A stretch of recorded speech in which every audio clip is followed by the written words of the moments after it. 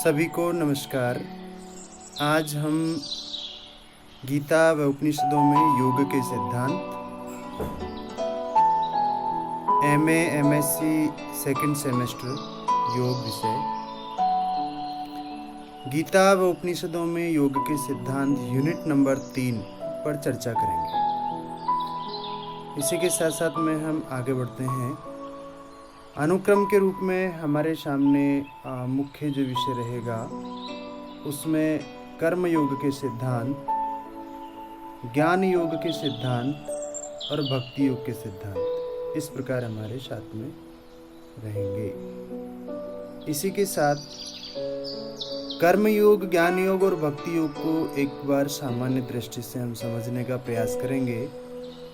कर्मयोग ऐसा विषय है जिसमें व्यक्ति संसार में रहते हुए, संसार के सारे कर्म करते हुए, किसी भी प्रकार के कर्म में रहते समय निष्काम भाव और वह कर्म संसार को अर्पित, परमात्मा को अर्पित, संसार के कल्याण के लिए किया जाए तो वह कर्मयोग हो जाता है।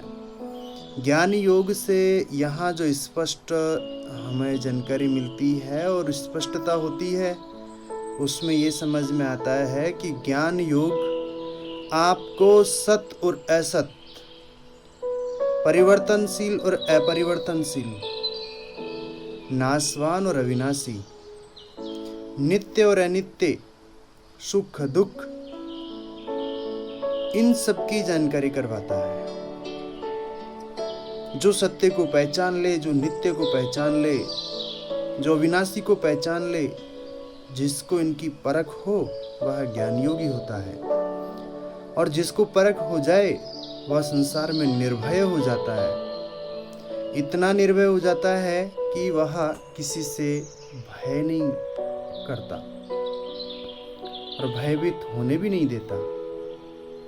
जब उसके सामने कोई बैठता है, उसके संग में कोई आता है।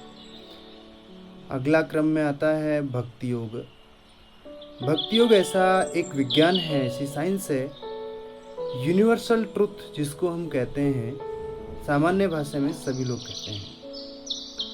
हम उसको भगवान के नाम से जानते हैं, परमात्मा के नाम से जानते हैं। वैज्ञानिक उसको यूनिवर्सल एनर्जी के रूप में जानते हैं। उसी एनर्जी को साकार रूप में, सगुणों के रूप में अपने आप को सरेंडर करना, समर्पित भाव होकर केवल उसको जीना, ये भक्ति योग है। भक्त और भगवान द्वैत होते हैं और जब साधना की चरम सीमा पहुंचती है तो भक्त ही भगवान हो जाता है, कोई अंतर नहीं रह जाता। अब हम श्रीमद् भगवद गीता के अनुसार आगे बढ़ेंगे।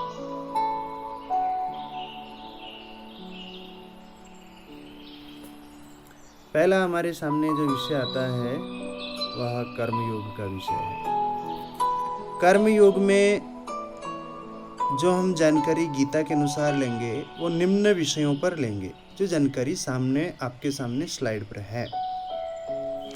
इसी जानकारी को लेते समय हम सबसे पहला बिंदु लेंगे निवृत्ति परक। निवृत्ति परक का मतलब होता है मुक्ति, और ये ऐसी अवस्था है जिस अवस्था में हम कर्म योग के द्वारा हम इस संसार से कैसे निवृत्त हो सकते हैं, मुक्त हो सकते हैं। इसका वर्णन अध्याय 4 में 21 नंबर के श्लोक में मिलेगा। जैसे हम आगे बढ़ते हैं, कर्मों के होने के 5 हेतु, यानी व्यक्ति किन 5 हेतुओं को से प्रेरित होकर कर्म करने के लिए आगे बढ़ता है। 18वें अध्याय के 14वें श्लोक में इस बात को बताया गया है। 5 हेतु बताए गए हैं।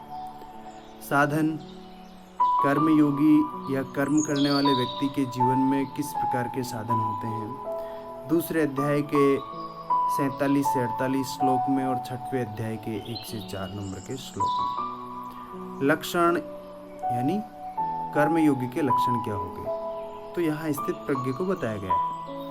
स्थित प्रज्ञ का वर्णन दूसरे अध्याय के 55 से 72 नंबर तक के श्लोक में वर्णन मिलता है। साथ में ही थोड़ा वर्णन 6वें अध्याय के 7 से 9 तक के श्लोक में मिलता है। फल क्या है, कर्मयोगी को किस प्रकार के फल मिलते हैं, तो वह चौथे अध्याय के 38वें श्लोक में, 5वें अध्याय के चौथे और 5वें श्लोक में। इसी के साथ साथ निर्वाण पद, यानी जो बातें ऊपर बताई जाएगी उन्हीं बातों को केवल निर्वाण के रूप में यानी मोक्ष के रूप में कैसे हम जानेंगे कर्मयोग में, तो दूसरे अध्याय के 71 से 72 नंबर के श्लोक में इसका वर्णन मिलता है। जैसे ही हम आगे बढ़ते हैं, पाप नाश, कर्मयोग के द्वारा मनुष्य के जीवन के संपूर्ण पापों का नाश हो जाता है। इस बात का जिक्र भगवान ने चौथे अध्याय के 23वें श्लोक में किया है। शांति की प्राप्ति, जिस शांति के लिए सारी दुनिया खोज कर रही है, सारी दुनिया लगी हुई है, उसी शांति को कैसे प्राप्त किया जाए कर्मयोग के द्वारा, उसकी जानकारी भगवान स्वयं दूसरे अध्याय के 71 नंबर के श्लोक में देते हैं, दूसरे अध्याय के 12वें नंबर के श्लोक में देते हैं। अहमता व ममता का त्याग, कर्मयोग के द्वारा या कर्मयोग को प्राप्त करने के लिए अहमता और ममता का त्याग भी आवश्यक बताया गया है। इसका वर्णन दूसरे अध्याय के 71वें श्लोक में मिलेगा। और कर्मयोगी बराबर सन्यासी, कर्मयोगी और सन्यासी में कोई अंतर नहीं है, इसका वर्णन 5वें अध्याय के 3रे श्लोक में और 6वें अध्याय के 1म श्लोक में वर्णन मिलता है। कर्मयोग की श्रेष्ठता, कर्मयोग तीनों योगों में श्रेष्ठ किस प्रकार है, इस बात को भी वे 5वें अध्याय के 2 श्लोक में कहते हैं। हम इसी प्रकार इसके निम्न बिंदु पर आगे बढ़ते हैं। हमारे सामने सबसे पहला जो विषय आता है वह निवृत्ति परक, जो हमारे सामने है। निवृत्ति परक से, जैसा हमने पूर्व में चर्चा की, बहुत स्पष्ट जानकारी है। जिसका अंतःकरण और इंद्रियों के सहित शरीर जीता हुआ हो, यानी अंतःकरण का मतलब है आपका मन, बुद्धि, चित्त और अहंकार, तथा इंद्रियों सहित, इंद्रियां यानी आपके 5 इंद्रियां, ज्ञानेंद्रियां, आपकी आंखें, आपका नासिका, आपके कान, आपका मुख और आपकी त्वचा, इनके द्वारा जो होने वाली क्रियाएं हैं, ये 5 द्वार हैं, आपको अंदर सूचना देने वाले सेंस हैं। इन इंद्रियों सहित आपका शरीर, फिजिकल बॉडी आपके कंट्रोल में है, आप उसको नियंत्रित करते हैं। जिसने समस्त भोगों की सामग्री का परित्याग कर दिया है, यानी परित्याग करने का जो यहाँ विषय है वो मानसिक रूप से है। मन में कोई भोगने की इच्छा नहीं है, नैसर्गिक रूप से शरीर चल रहा है, चलने दो। इसी के साथ साथ कहते हैं कि ऐसा आशा रहित, ऊपर जो जानकारियाँ दी गई है, इस प्रकार जो आशा से रहित, जिसके मन में किसी प्रकार की कोई आशा नहीं है भविष्य को लेकर, पुरुष, ऐसा पुरुष केवल शरीर संबंधी कर्म करता हुआ भी पापों को प्राप्त नहीं होता। फिर भले ही वो दुनिया में जो भी कर्म करे, फिर भी वो पापों को प्राप्त नहीं होगा। इसी के साथ आगे बढ़ते हैं। जो बात हमने की थी कर्मों के होने के 5 हेतु, वो हमारे सामने है। पहला है अधिष्ठान।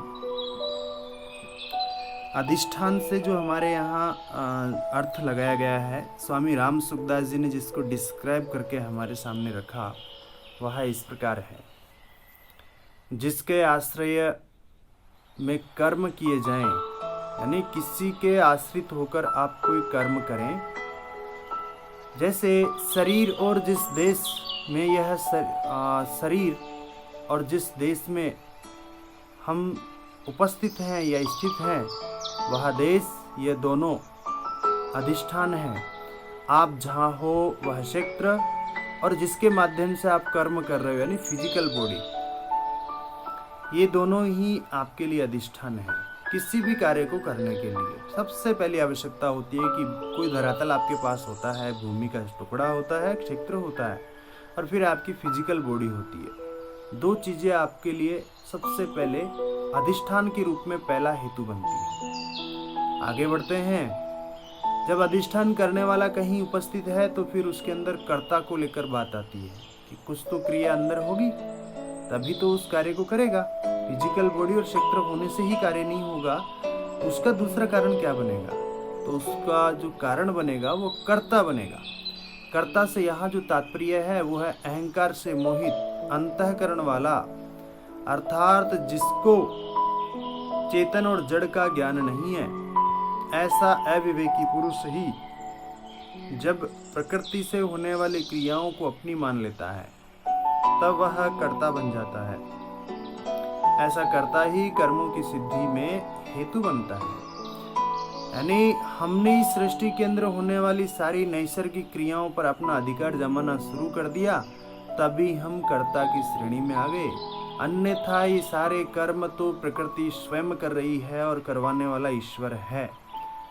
जब हम ईश्वर को और प्रकृति को भूल जाते हैं या स्वयं परमपिता परमेश्वर को भूल जाते हैं और हम अपना अस्तित्व संसार के साथ जोड़ लेते हैं और हम संसारी हो जाते हैं, तभी आप कर्ता की श्रेणी में आ जाते हो। आगे दिया गया है तीसरा हेतु क्या है, तो उसका नाम है करण। करण मानी आपके पास में उपकरण, आपके साधन। उपकरण यानी हम जो इसमें बताया गया है कि जिन जिन इंद्रिय आदि तथा साधनों के द्वारा कर्म किए जाते हैं।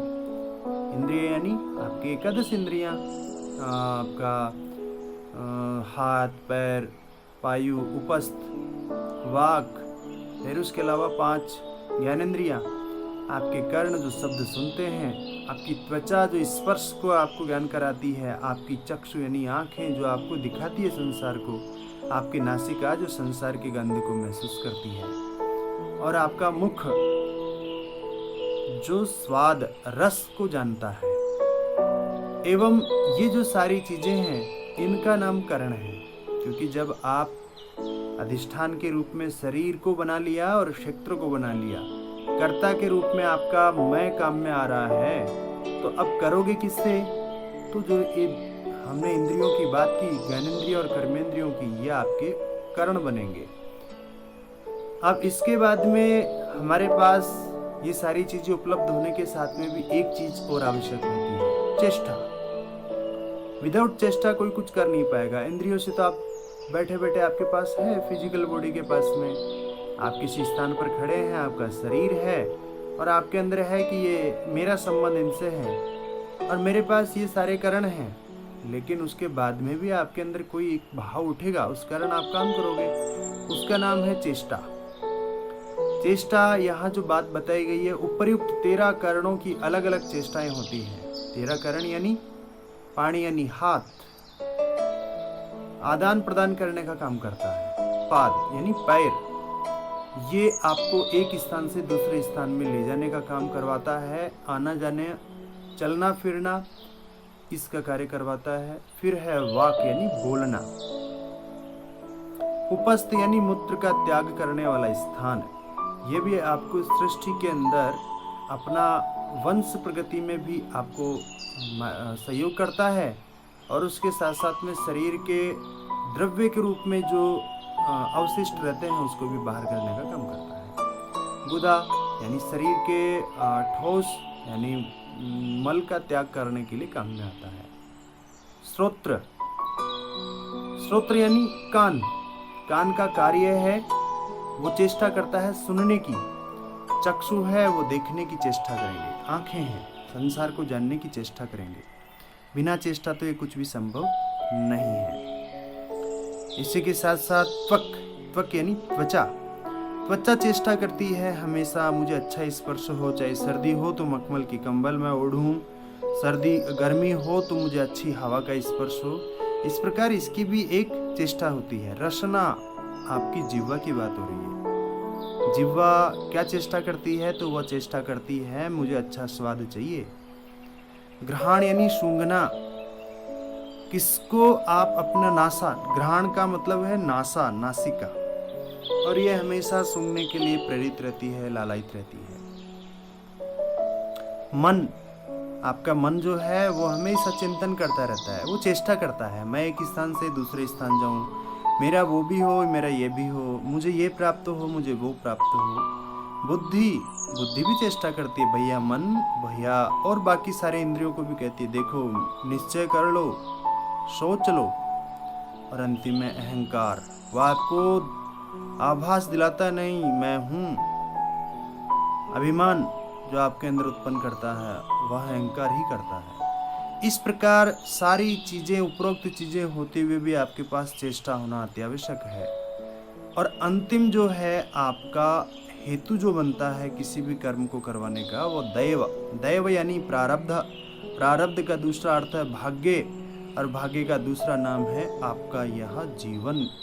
जिस क्षण आपको आपके माता पिता मिले, परिवार मिला, आपका समाज मिला, ये सब कुछ आपके लिए आपका दैव है, जो आपके अनेक जन्मों के कर्मों के आधार पर आपको सब कुछ मिलते हैं, तय होते हैं। तो ये सारी चीज़ें आपके लिए दैव है, प्रारब्ध है, भाग्य है।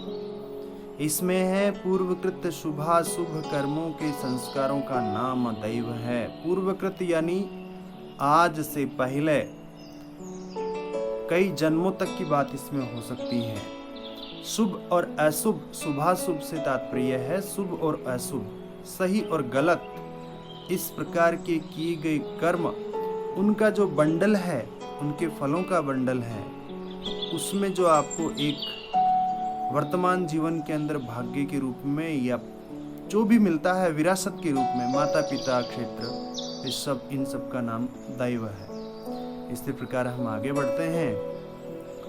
कर्मों के साधन की जो बात आती है, तो गीता साधन के बारे में क्या कहती है वो हम जान लेते हैं। गीता कहती है, यानी बहुत स्पष्ट भगवान क्या कहते हैं कर्म करने को लेकर, कि तुम किस प्रकार के कर्म करो और तुम्हारी चेष्टा किस प्रकार की हो, इस बात को वो संकेत करते हैं। वो कहते हैं भैया कर्म करने में आपका अधिकार है, फल में कोई अधिकार नहीं है, क्योंकि आपके एक एक क्षण का हिसाब किताब मेरे पास में है, ऐसा स्वयं वो कहते हैं। आगे वो कहते हैं कि इसका कारण फल का हेतु मत बनो, इस कारण आप जो है फल के लिए लालायित मत रहो, आपका अपना कार्य है, कर्म करते जाओ, और कर्मों को ना करने में भी आसक्ति न हो। ऐसा भी नहीं है कि कर्म मुझे करना ही नहीं है, तो कर्म तो करना है लेकिन नहीं करना है, ऐसी आसक्ति का भाव भी मत रखो। केवल आपको आपका शरीर मिला है, शरीर माध्यम खलु धर्म साधनम, इस शरीर का उपयोग है, सृष्टि का जो धर्म है, सृष्टि का धर्म है एक व्यवस्थित रूप से चलना, उसमें आपका योगदान देना है। इसी के साथ साथ अगली जो बात हो रही है उस बात में आता है, आसक्ति को त्याग कर सिद्धि और असिद्धि में समबुद्धि होकर कर्तव्य कर्म कर वही योग है। ये कह रहे हैं कि आपके अंदर जिस प्रकार की कोई डिजायर्स हो, कुछ भोगने की इच्छा हो, कुछ प्राप्त करने की इच्छाएं हो, इस प्रकार आसक्ति, अटैचमेंट को छोड़कर ऐसी चीज़ों को त्याग करके आपके मन से मानसिक रूप से सिद्धि और असिद्धि, यानी आपको लाभ मिले या हानि मिले, मान मिले या अपमान मिले, ऐसी हर परिस्थिति के अंदर आपको समबुद्धि यानी इक्वल, आपके निश्चय करने वाली बुद्धि को इक्वल बना दो। ऐसा होकर कर्तव्य कर्म कर, कर्तव्य कर्म से तात्पर्य है धर्मयुक्त कर्म कर। धर्मयुक्त कर्म से तात्पर्य है कि आप ऐसे कर्म करो जिससे जगत का कल्याण हो, आप उससे बंधन में ना आओ, और परहित को ध्यान में रखकर करो, और जो विहित कर्म है सृष्टि में, सृष्टि के कल्याण में और सृष्टि को सुव्यवस्थित चलाने में कार्य करें, ऐसी कार्य आप करोगे, इस प्रकार का करोगे तो वही योग है। आगे कह रहे हैं कि फल इच्छा रहित होकर जो कर्म करता है वह सन्यासी तथा योगी है। बहुत सुंदर बात बताई। इस सन्यासी का तात्पर्य क्या है? सन्यासी से हम अर्थ यह समझते हैं कि वह सबसे मुक्त है, उसने सबसे सन्यास ले लिया, वो कभी उस कार्य को नहीं करेगा। तो सन्यास लेना, इसमें किस चीज़ को बताया गया है? आपको संसार के साथ संबंध जोड़ना और संसार से उत्पन्न, संसार में किए गए कर्मों से जो फल आपको मिलना है उस फल के प्रति आसक्ति का संन्यास, उससे मुक्त होना ही संन्यास है, और ऐसे व्यक्ति को ही योगी कहा गया है। वो कह रहे हैं आगे कि केवल अग्नि का त्याग करने वाला सन्यासी नहीं है। अग्नि का त्याग से मतलब हवन आदि, पूजा पाठ आदि काम्य कर्मों के लिए आप जो भी कुछ कर रहे हैं, वो परिवार चलाने के लिए आप घर गृहस्थी का कार्य कर रहे हैं, वो इस प्रकार इन सब में अग्नि की आवश्यकता होती है। तो ऐसा अग्नि को त्याग करने वाला केवल सन्यासी नहीं हो सकता, और जो क्रियाओं का त्याग करने वाला है वह योगी नहीं हो सकता। कोई कहे कि मैं तो ये नहीं करूँगा, मैं वह नहीं करूँगा, मैं परिवार को छोड़कर जा रहा हूँ, ये योग संभव नहीं है, तो कर्मयोग कहता है भैया नहीं, ये जो परिवार को लेकर, संसार को लेकर कर्तव्य कर्म है वही आपका धर्म है, वही आपको योग तक लेके जाएगा। बस उससे आसक्त नहीं होना है, उसको अपने साथ जोड़ना नहीं है, उसका संबंध नहीं जोड़ना। हाँ, आपका संबंध इतना सा है कि आप केवल निमित्त मात्र हो, आप उसके लिए यंत्र हो, परमात्मा के लिए वह आपका यंत्र ही है। इस प्रकार हमें ये ज्ञात रहना चाहिए। संन्यास योग एक ही सर्व संकल्प त्याग के बिना कोई भी योगी नहीं हो सकता। बात यहाँ और ये हो रही है कि कोई भी व्यक्ति जब संन्यास लेता है तो उसमें सर्व संकल्पों का त्याग करना होता है, क्रियाओं का त्याग नहीं करना होता। आपने मन में जो संकल्पनाएं बना रखी है, जो मापदंड तय कर रखे हैं, कोई संकल्प ले रखे हैं जीवन को लेकर, तो उन सब का त्याग करना होता है। और जब संकल्प त्याग नहीं कर सकते तो आप किसी भी कंडीशन में योगी नहीं हो सकते। जब हम आगे बढ़ते हैं तो निष्काम भाव से ही योग की प्राप्ति संभव है। वह सर्व संकल्पों का अभाव ही कल्याण का हेतु है। आपको अपना कल्याण करना है, जीवन में आने वाले कष्टों से दूर होना है, तो आपको निष्काम भाव से, यानी बिना किसी इच्छा के, बिना किसी डिजायर से आपको इस संसार में क्रियाओं को, कर्मों को करते रहना होगा।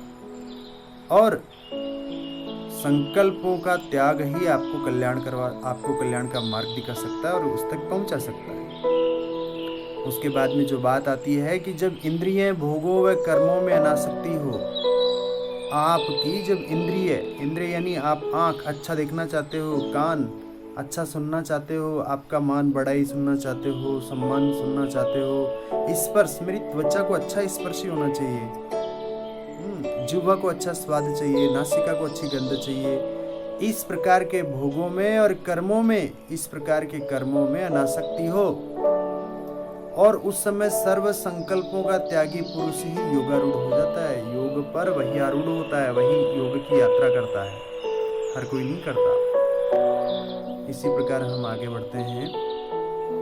आगे जो बात आती है उसमें हमारे सामने जो विषय है लक्षण, किसके लक्षण? कर्मयोगी के लक्षण। तो स्थित प्रज्ञ के रूप में हम कर्मयोगी के लक्षणों को देखेंगे।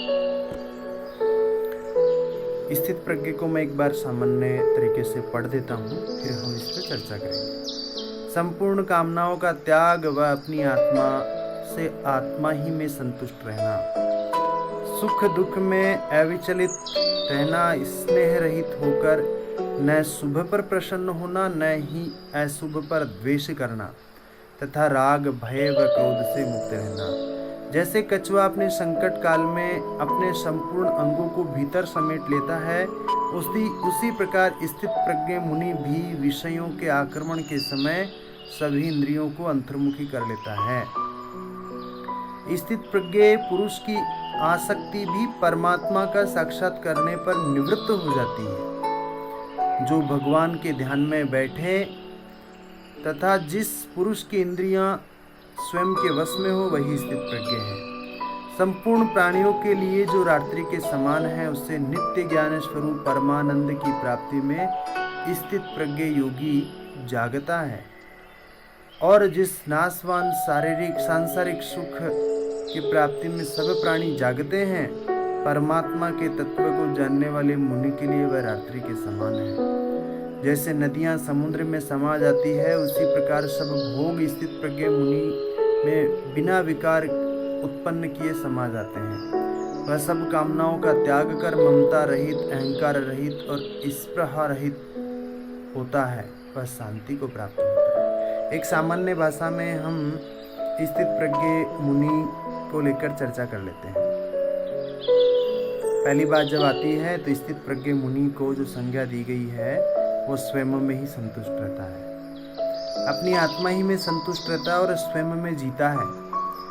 उसको पूरा संसार हिला नहीं सकता, डिगा नहीं सकता। न वो संसार को परेशान करता है, न संसार से परेशान होता है। ऐसे अद्भुत गुण उसमें होते हैं। दूसरी कंडीशन उसकी स्थिति जो होती है वो ये होती है कि जिस प्रकार एक कछुआ, बाहर से कोई चोट लगती है कछुए के ऊपर, चोट लगते समय वो अपने 4 पंजों को अपने खोल के अंदर ले लेता है और अपनी गर्दन को अंदर ले लेता है। फिर उस पर शेर पंजा मारे, संसार का कोई भी प्राणी पंजा मारे, कहीं भी वो गिरे, उसको कोई आघात नहीं हो सकता, वो किसी भी प्रकार नुकसान में नहीं होता। इसी प्रकार स्थित प्रज्ञ मुनि के ऊपर जब संसार के विषयों का आक्रमण होता है तो उस आक्रमण के समय वह अपनी 5 इंद्रियों को अंतर्मुखी कर लेता है। जब अंतर्मुखी करेगा तो विषय का चिंतन उसके मन में संभव नहीं है, और जब संभव नहीं है तो ऐसी कंडीशन में वह मुक्त है, और उसकी अवस्था जो हो जाएगी वो योगी की अवस्था हो जाएगी, जिसके बारे में कहा कि जब सांसारिक सुखों में जागता है। सांसारिक सुखों में जागने से मतलब है कि संसार के लिए दिन यानी प्रकाश केवल सांसारिक सुख है, संसार का भोग करना ही उसके लिए जागना है। लेकिन योगी के लिए वह अंधकार के समान है। संसार के लिए जागना या इंद्रिय भोगों के लिए जागना योगी के लिए अंधकार और रात्रि के समान है, क्योंकि उसको मालूम है ये क्षणिक है, नष्ट होने वाले हैं, दुख देने वाले हैं। तो दुख यानी रात्रि देने वाले हैं। और योगी जिस अवस्था में जागता है, दिव्यता में जागता है, परमात्मा के रूप में जागता है, वहाँ संसार सो रहा है। वहाँ संसार के लिए अभी रात्रि के समान ही है, संसार के लिए अभी अंधकार में ही है, लेकिन योगी के लिए वह परमात्मा ही प्रकाश है, वही उसका जागरण है, जागना है। ऐसी बातें कह रहे हैं। इसी प्रकार हम आगे बढ़ते हैं। आगे जो बात आ रही है वह स्थित प्रज्ञ मुनि की ही बात आ रही है। स्थित प्रज्ञ मुनि सर्दी गर्मी और सुख दुख तथा मान अपमान में जिसके अंतःकरण की वृत्तियां भली भांति शांत रहती है, ऐसे स्वाधीन आत्मा वाले पुरुष के ज्ञान में परमात्मा सम्यक प्रकार से स्थित है। उसके ज्ञान में परमात्मा के अलावा कुछ है ही नहीं। बात यहाँ ये हो रही है कि संसार के सारे द्वंद्वों में आप सम हो, आपकी वृत्तियां यानी आपके विचार आपके वश में है, शांत है, साइलेंट है। ऐसे स्वाधीन आत्मा वाले यानी उसकी आत्मा स्वतंत्र है, वो इंद्रियों के वश में नहीं है, इंद्रियों की गुलाम नहीं है। तो ऐसा व्यक्ति परमात्मा में सम्यक यानी एक भाव में स्थित है, समान रूप से। आगे बात हो रही है जिसका अंतःकरण ज्ञान विज्ञान से तृप्त है। अंतःकरण यानी उसका मन बुद्धि चित्त अहंकार, ज्ञान यानी सृष्टि के बारे में सही जानकारी, विज्ञान मानी सृष्टि के चल रहे प्रोसेस, इसकी जो साइंस है कैसे किस प्रकार ये काम कर रही है, इसको जानने से इसमें ही वो तृप्त रहता है। उसको ज़्यादा कुछ नहीं करना होता है, वो अपने में तृप्त हो जाता है।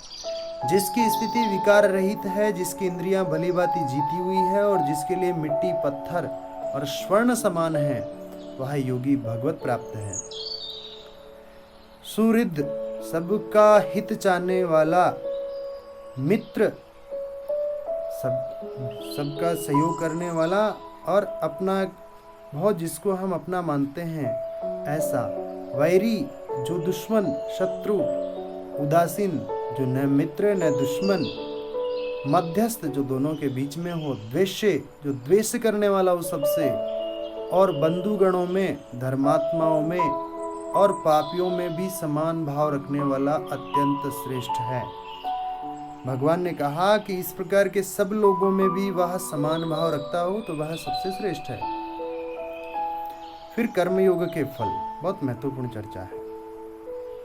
कर्म योग के जो फल आपको मिलने हैं वो किस प्रकार मिलेंगे, क्या मिलेंगे, ये हम चर्चा करेंगे। कर्म योग के द्वारा शुद्धांतकरण हुआ मनुष्य अपने आप ही आत्मा में पवित्र करने वाला ज्ञान को पा लेता है। बहुत महत्वपूर्ण बात कही है कि जिस ज्ञान को प्राप्त करने के लिए लोग दुनिया भर के सारे यत्न और जत्न करते हैं, एक सामान्य कर्मयोगी व्यक्ति अपने शुद्ध अंतःकरण से जब इसका पालन करता है तो अपने अंदर झांकने लगता है, तो इस प्रकार के सारे संसार के रहस्य को जान लेता है, उसके अंदर उद्घाटित होता है। कर्मयोग द्वारा परमात्मा की प्राप्ति होती है, यानी आप सुप्रीम में मर्ज हो जाते हो। ज्ञान योगी द्वारा जो परम धाम को प्राप्त किया जाता है, कर्म योगियों द्वारा भी वही प्राप्त किया जाता है। इसलिए जो पुरुष ज्ञान योग और कर्म योग को फल रूप में एक देखता है, वही यथार्थ को देखता है। बात बहुत स्पष्ट है कि ज्ञान योगी को और कर्म योगी को एक ही फल मिलता है और उसको एक समान भाव से देखे तो वह यथार्थ को यानी सत्य को देखता है, उसी को सत्य के बारे में ज्ञान है। अब अगला जो विषय हमारे सामने आता है, कर्म योग द्वारा निर्वाण पद की प्राप्ति।